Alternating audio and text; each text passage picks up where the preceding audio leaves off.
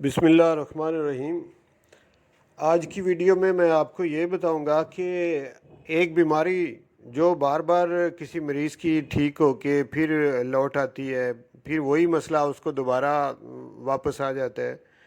اور کچھ عرصہ آپ کی دوائی سے اسے فائدہ ہوتا ہے لیکن پھر دوبارہ وہی بیماری اس کی لوٹ آتی ہے۔ اس کی وجوہات کیا ہوتی ہیں اور اس کا ٹریٹمنٹ ہومیوپیتھک طریقے سے کیسے کیا جائے؟ تو اس کی بڑی وجہ جو ہے وہ یہ ہوتی ہے کہ ہومیوپیتھک میں میازمیٹک تھیوری ڈاکٹر ہانی من نے اپنا جب یہ ہومیوپیتھک علاج دریافت کیا تھا تو اس کے 8 سال بعد میازمیٹک تھیوری جو تھی وہ پیش کی تھی۔ اس میں سورا سفلس سائیکوسس ہوتے ہیں، یعنی کہ یہ 3 میازم ہیں جو کہ بیماری کو لمبا کرتے ہیں اور شفا کے راستے میں یہ رکاوٹ ہوتے ہیں۔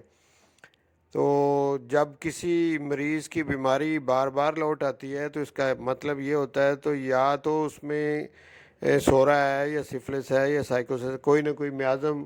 رستے میں ہے، اس لیے اس کو مکمل شفا نہیں ہوتی۔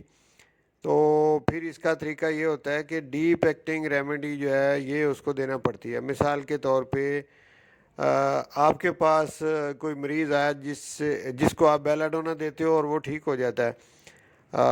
کچھ دن ٹھیک رہتا ہے، پھر آتا ہے، پھر آپ وہی دوائی دیتے ہو، پھر وہ ٹھیک ہو جاتا ہے۔ اسی طرح آپ کو سمجھ یہ آتی ہے کہ بیلاڈونا سے اس کی یہ بیماری ٹھیک ہو جاتی ہے، لیکن بار بار وہی ہوتا ہے، تو پھر آپ کو اس کی کمپلیمنٹری ریمیڈی جو ہے وہ دینا پڑے گی، کلکیریا کارب آپ کو دینا پڑے گی۔ اسی طرح میرے پاس ایک کیس تھا جس کو کہ ایک گلٹی تھی جو کہ میں نے بیلاڈونا دی، بیلاڈونا سے وہ گلٹی ٹھیک ہوگی، لیکن کچھ عرصہ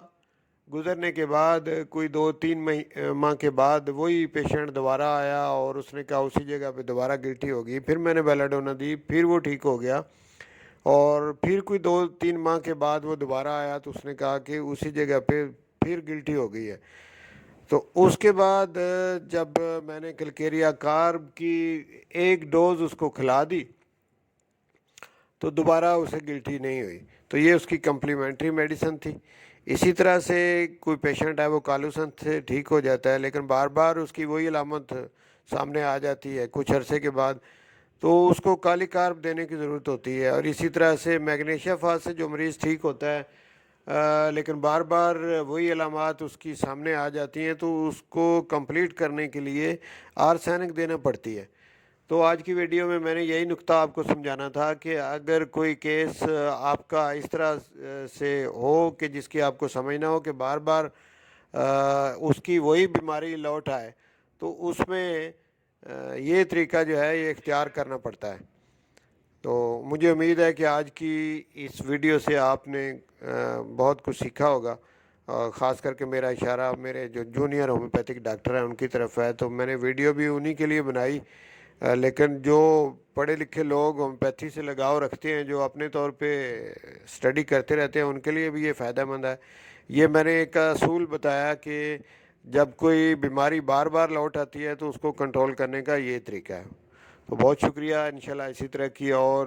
ہومیوپیتھک پہ اچھی ویڈیو لے کر میں دوبارہ آپ کی خدمت میں حاضر ہوں گا۔